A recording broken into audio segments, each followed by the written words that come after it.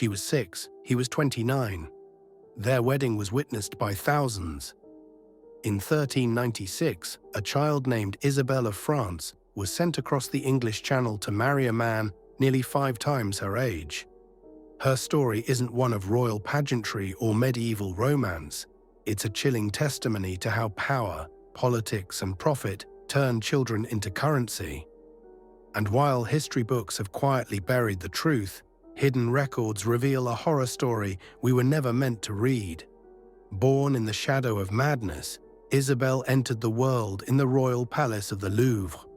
Her father, Charles VI of France, would later be known not for military victories or diplomacy, but as Charles the Mad. At the time of her birth, he was spiraling into delusion. Convinced his body was made of glass, he ordered guards to keep their distance, terrified that even a touch could shatter him. One day he was king, the next he believed he was being hunted by invisible enemies. Her mother, Isabeau of Bavaria, was no comforting figure. Rather than shielding her children from the chaos, she used it to seize more power and more lovers. While Charles screamed in the halls, Isabeau entertained foreign guests and whispered in the ears of scheming courtiers.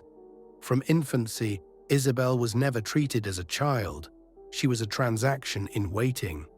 By the age of 4, she had already learned to spot the signs of her father's psychotic episodes.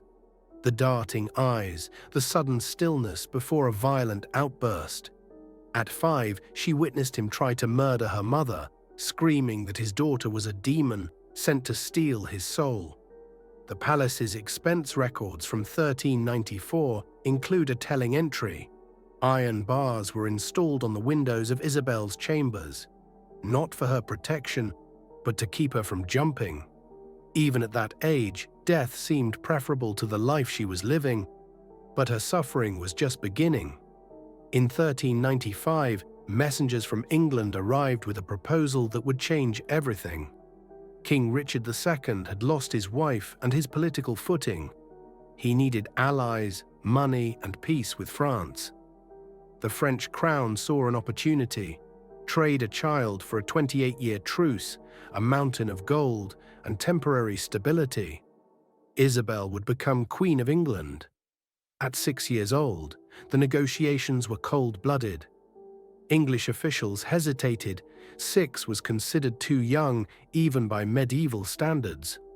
Most royal brides were at least 12, capable of childbearing. But the French had a disturbing answer. A younger bride, they argued, could be shaped entirely by Richard. She'd be more malleable, more obedient, more completely his. And so began the grooming. State-sanctioned, internationally negotiated grooming. Before the wedding could proceed, the English needed to inspect the bride. Not meet, not greet. Inspect, as one might livestock or a prized object. French courtiers were ordered to parade 6-year-old Isabelle before English lords in a silent gilded hall. They examined her teeth, her posture, her walk. They studied her skin for blemishes, checked her joints for signs of deformity. She was dressed in her finest garments, but the illusion of dignity did nothing to hide the grotesque reality. An English nobleman, recorded in one French letter, whispered she would ripen beautifully. She was 6. The deal was sealed in 1396. France would pay 800,000 livres, an astronomical sum equal to nearly 2 years of English royal revenue. In return, England would gain a truce, disputed lands, and a child bride. But the most disturbing clause in the marriage contract often goes unnoticed by historians. It specified that although the marriage would not be consummated until Isabelle reached the appropriate age, Richard would still have all other rights of a husband immediately. Those rights included complete control over her education, residence, household, and personal freedoms. He could choose who she saw, what she wore, and even, according to court tradition, share her bed, so that she might grow used to his presence. When Isabelle was told she would be Queen of England, her only question recorded in a letter from her governess, was heartbreaking in its innocence. "Can I bring my dolls?" What followed was less a wedding preparation than a royal packaging ritual. 12 wedding dresses were sewn, 40 ceremonial gowns, jewels from 3 generations of queens were resized to fit a body still growing baby teeth. The French court celebrated, but not for Isabelle's sake. Isabeau of Bavaria, her mother, personally oversaw every detail, displaying more interest in the wardrobe than in her daughter's well-being. Because this was her political victory, her daughter traded for peace, prestige, and a fortune. On October 1396, the farewell ceremony at the Louvre was held with full spectacle. In a rare moment of lucidity, Charles VI embraced his daughter tightly, sobbing. Witnesses claimed he whispered something that made her cry uncontrollably. He had to be pried off her.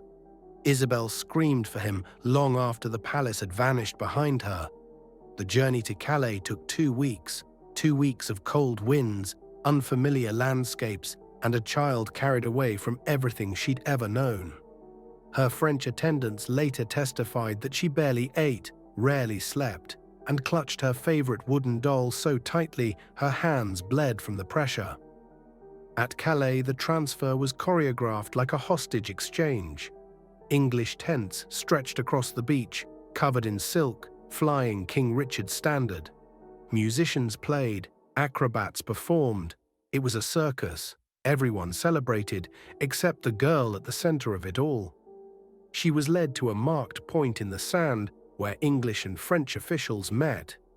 Latin words were spoken, gold exchanged hands, papers signed, and just like that, she no longer belonged to France. Her new country wasted no time severing her ties to home. Her French attendants were dismissed. Her governess, who'd raised her from birth, was sent away. The small dog she had been promised she could keep was taken from her too. Richard apparently didn't like small dogs. They stripped away her entire world in a matter of hours. London, November 1396. The city had never seen such extravagance. Banners flew from every tower. Barges lined the Thames. Bells rang from dawn until midnight. St. Paul's Cathedral, already a marvel of Gothic architecture, was transformed into something surreal. Thousands of candles flickered across vaulted ceilings. Incense filled the air so thickly it burned the eyes. This wasn't just a wedding, it was a performance of power. And at its center stood a 6-year-old girl in a crown that kept slipping off her head. When Isabelle was brought into the cathedral, there was an audible gasp, not because of her beauty, but because of how small she was. The robes designed for her trailed along the floor, too heavy for her tiny frame. 2 attendants had to carry her train. The crown, custom forged for a child, still needed constant adjusting.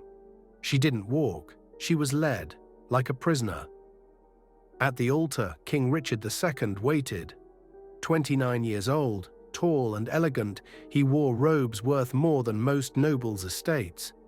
But he wasn't nervous about the child he was marrying. He was nervous about the politics. Would this secure his rule? Would the French pay the dowry in full? Would his nobles accept a queen who wouldn't bear heirs for at least a decade? The moral implications of the wedding did not appear to trouble him. The Archbishop of Canterbury had to kneel to reach Isabelle's level. When he asked for her consent, she said nothing. Her voice was gone, choked by fear. An English attendant whispered the response in her ear. Only then did she manage a whisper, "I will." 2 words. That's all it took to bind her to a foreign king for life. The wedding ring, even though crafted to fit her, had to be forced onto her finger. She flinched when Richard touched her. Witnesses say she winced, a small, instinctive sound that echoed in the vastness of the cathedral.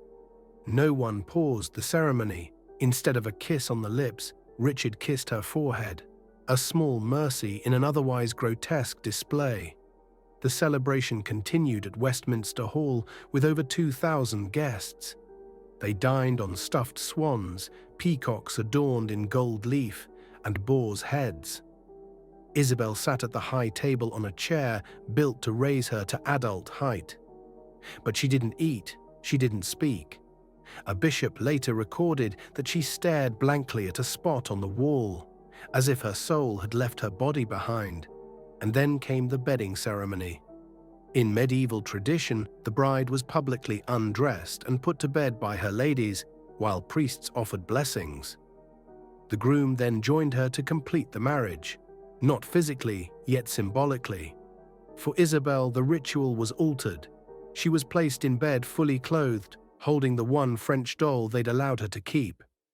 Richard entered the room, wearing his night cloak. The curtains were drawn, the court left, and Isabelle was alone with her husband. What happened next is unknown. Richard later claimed the marriage was never consummated, and no evidence contradicts that. But what we do know is this.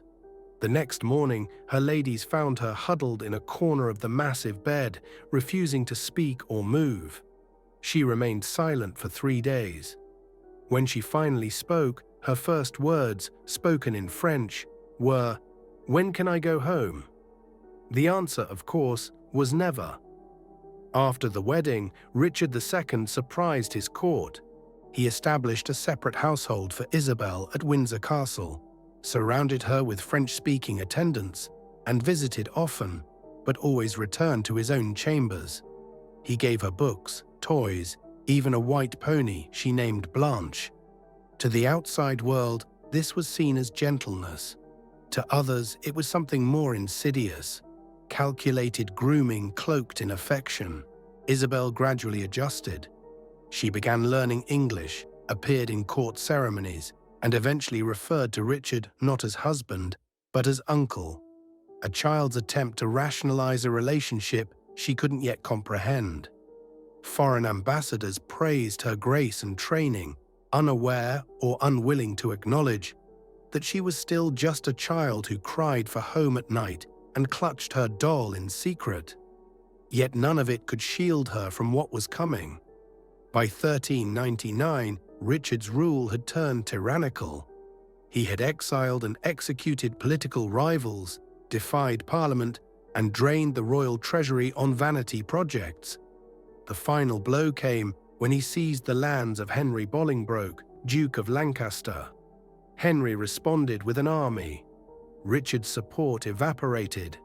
Within months, the king who had married a 6-year-old for power was imprisoned in his own kingdom. And Isabelle? She was just 10. Overnight, her world collapsed. One morning, she was Queen of England.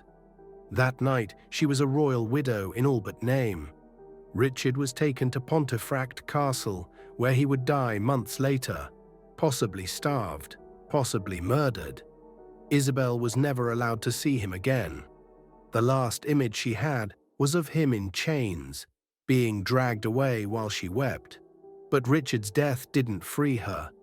The new king, Henry IV, saw Isabelle not as a child to protect, but a diplomatic complication. She remained queen in the eyes of the law. Returning her meant repaying the dowry, money already spent. Keeping her risked backlash from France. His solution was silent captivity. She was relocated to Havering Palace, officially as an honored guest. In truth, she was a prisoner, forbidden from leaving, forbidden from receiving uncensored letters, forbidden from speaking to French visitors. From ages 10 to 13, years meant for learning and growing, Isabelle was caged by foreign politics. Her letters from this period, largely ignored by traditional historians, paint a haunting picture of isolation. She wrote of talking to the walls in French so she wouldn't forget the sound. She wrote of praying for her father's health. She wrote of fading hope. One letter to an aunt simply read that she believed she had been forgotten by the world. One unsent letter, hidden in her chambers and found later, was addressed to Richard. In it, she denied his death. She wrote that she waited for him still. By 13, Isabelle had lived more loss than most endure in a lifetime. Henry IV offered her another marriage, to his son, the future Henry V. Isabelle refused without hesitation. Despite being a captive in a foreign land, she declared herself Richard's widow and would marry no Englishman. It was the first time in years she had openly defied authority. And she didn't stop there. From her locked palace, Isabelle began smuggling letters to France, using bribed servants and fabricated illnesses to gain access to French-speaking physicians who could carry messages. Slowly, she built a network. No longer passive, she began plotting her own return. And finally, France listened. Isabelle's liberation came not through diplomacy, but through madness. In 1401, her father, Charles VI of France, briefly emerged from the fog of insanity. For a single lucid day, he remembered he had a daughter imprisoned in England. Witnesses said his rage at her abandonment shook the royal court. He demanded her return. This time, France obeyed. At age 13, Isabelle was finally sent home, but the girl who stepped onto French soil was not the same child who had left. Contemporary accounts describe her as distant, aged beyond her years, constantly glancing over her shoulder, as if expecting to be taken back. Her homecoming was not the joyful reunion she had imagined during sleepless nights in captivity. Charles no longer recognized her. Her mother, Isabelle, greeted her not as a daughter, but as a worn political asset. No longer fresh, but still possibly useful. France had changed. The civil war between the Armagnacs and Burgundians was in full swing. Paris was unstable, the court corrupt, and the treasury depleted.